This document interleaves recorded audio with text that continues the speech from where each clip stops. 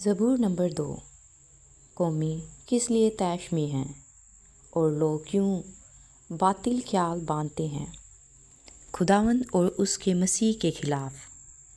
زمین کے بادشاہ صف آرائی کر کے اور حاکم آپس میں مشورہ کر کے کہتے ہیں، آؤ ہم ان کے بندھن توڑ ڈالیں اور ان کی رسیاں اپنے اوپر سے اتار پھینکیں۔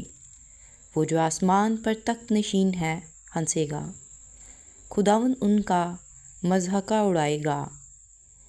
تب وہ اپنے غضب میں ان سے کلام کرے گا اور اپنے قہر شدید میں ان کو پریشان کر دے گا۔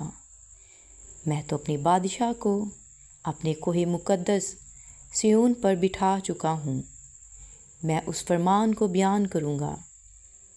خداوند نے مجھ سے کہا، تو میرا بیٹا ہے، آج تو مجھ سے پیدا ہوا، مجھ سے مانگ اور میں قوموں کو تیری میراث کے لیے اور زمین کے انتہائی حصے تیری ملکیت کے لیے تجھے بخشوں گا۔